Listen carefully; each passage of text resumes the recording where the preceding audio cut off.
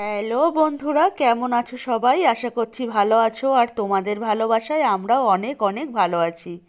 ভিডিওটা আমরা যেদিন পুরীতে গিয়ে পৌঁছেছিলাম, যেদিন রাতে, তার পরের দিন সকালবেলার ভিডিও।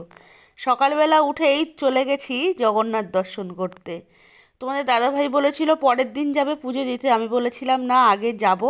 নিজেকে মানে ধরে রাখতে পারিনি, ভেবেছি এসেছি যখন তার ধামটা কতক্ষণে দর্শন করব, এটাই মাথার ভিতরে ঘুরছিল।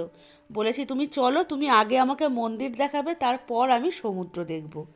আর পিকলু সোনা দেখো, ওকে সূর্য মন্দিরে এভাবে ফটো তোলানো হয়েছে থেকে, ওকে যেখানে বলা হচ্ছে ফটো তুলবো ওরকমভাবেই দাঁড়িয়ে পড়ছে, ভেবেছে বোধহয় সব জায়গাতেই এরকমভাবে ফটো আসে।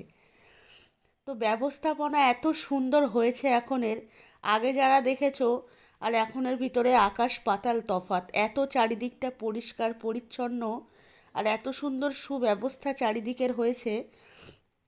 আমি যদিও মন্দিরের আগের পরিস্থিতি দেখিনি, কিন্তু গল্প শুনেছি অনেকের কাছে, কিন্তু সেই গল্পের সাথে আমার দেখা একদম আকাশ পাতাল তফাৎ পেয়েছি আমি।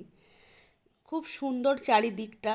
আর আমরা জগন্নাথের দর্শনও পেয়েছি খুব ভালোভাবে, মানে কোনো তাড়াহুড়ো ঠেলাঠেলি কিচ্ছু নয়, একেবারে সুন্দরভাবে জগন্নাথ দর্শন পেয়েছি।